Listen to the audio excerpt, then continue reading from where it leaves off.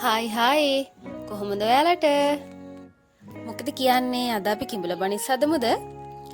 හැමදාම කඩෙන් අරන් කනවා වගේ නෙමෙයිනේ අපිම හදලා ගෙදර අයට රස බලන්න දුන්නාම ඒගොල්ලෝ දෙන කමෙන්ට් එක අපිට කවදාවත් සල්ලි දීලා ගන්න බෑනේ.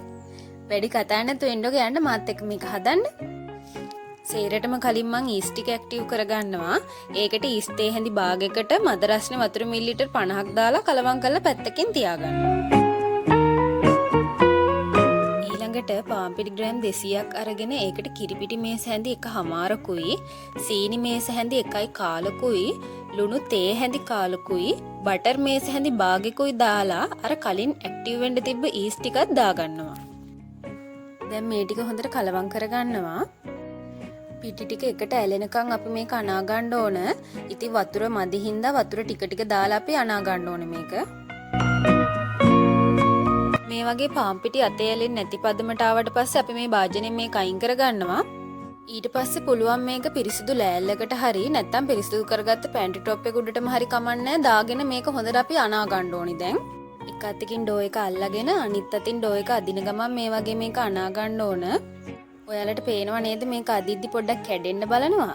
ඒකට කමන්නේ අපි මේක විනාඩි 20ක් විතර අනා ගන්න ඕන. කිඹුල බනිස් හදද්දි ඉතින් අමාරු වැඩකට කියලා තියෙන්නේ මේ ඩෝ එක හරියට අනා ගන්න එක විතරයි. නැත්තම් ලේසි වැඩක් මේක ඉතින්.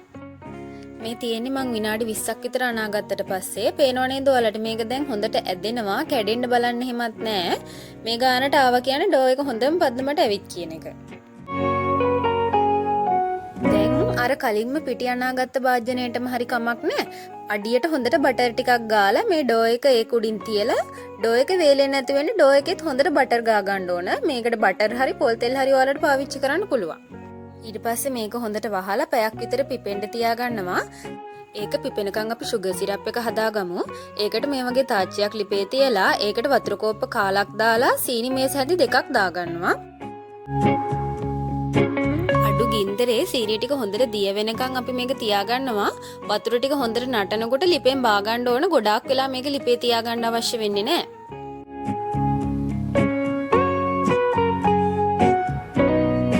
ඔන්න පැයකට පස්සේ ඩෝ එක හොඳට පිපිලා තියෙනවා.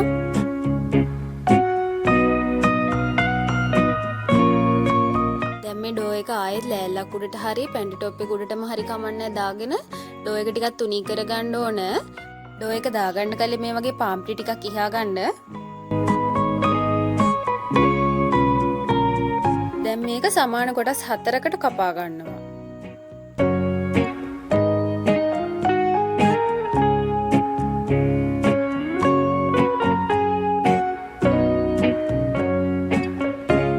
කපාගත්ත එක කොටසක් අරගෙන මේ වගේ ත්‍රිකෝණ හැඩයට දිගෑර ගන්න ඕන. මේ වගේ අතින්ම දිගෑර ගන්නත් පුළුවන්. නැත්නම් රෝලින් පින් එකක් පාවිච්චි කරන්නත් පුළුවන්. මම නම් ඉතින් අතින්ම තමයි මේක හදාගත්තේ. මේ වීඩියෝ එකේ පේන විදිහටම ඕගොල්ලෝ මේක හදාගන්න. එතකොට වරදින්නේ නැහැ. කැඩෙන්නේ නැතුව තුනී කරගෙන මේ විදිහට අපි රෝල් කරගෙන යන්න ඕන.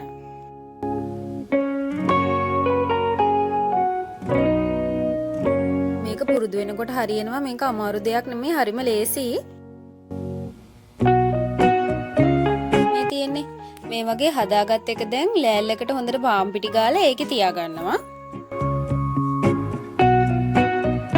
ඔන්න මම තව එකක් හදාගන්න හැටි පෙන්නනවා. අමාරු දෙයක් නෙමෙයි. මේක හරිම ලේසි. මේ වගේම හදාගන්න තමයි තියෙන්නේ.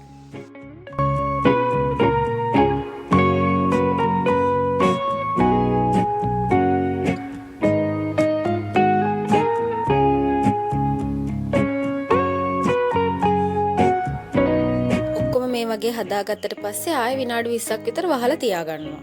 ඒ විනාඩි 20 ඉවර වෙනකොටම මම oven එක ප්‍රීහීට් කරනවා. හීට් එක සෙල්සියස් අංශක 150ට උඩයි යටයි දෙකම දාලා ටයිම් එක විනාඩි 20කට සෙට් කරා. මේ තියෙන විනාඩි 20කට පස්සේ මේ ටික තවත් ටිකක් පිපිලා තියෙනවා. දැන් අපි අර හදාගත්ත සුගර් සිරප් එක මේකේ ගා ගන්න ඕන. සුගර් සිරප් එක හදාගන්න අමාරුයි නම් ඔයාලට බටර් හරි කිරි හරි මේක ගා ගන්නත් පුළුවන්. ඒ කරලා මේ වගේ පිගානකට සීනි ටිකක් දාගෙන සුගර් සිරප් ගාගත්ත පැත්තේ විතරක් සීනි ටික තවර ගන්න ඕන.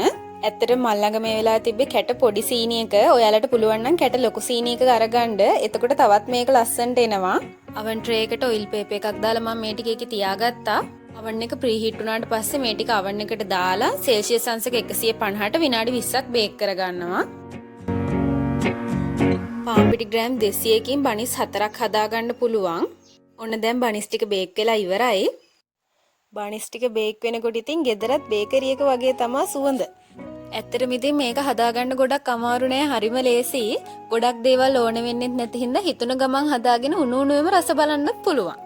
ඉතින් මම හිතනවා මේ වීඩියෝ එක ඔයාලට ගොඩක් වැදගත් වෙන්න ඇති කියලා. මේ වගේ කිඹුල බනිස් ඔයාලත් ගෙදර හදලා ඒ අත්දැකීම අනිවාර්යෙන් කමෙන්ට් එකක් දාන්න. අද වීඩියෝ එක ගැන මොකද හිතෙන්නේ? ඔයාලා කැමතිද වීඩියෝ එකට? වීඩියෝ එකට කැමති නම් ලයික් කරලා කමෙන්ට් එකකුත් දාන්න. අපේ channel එක subscribe කරගෙන යන්න.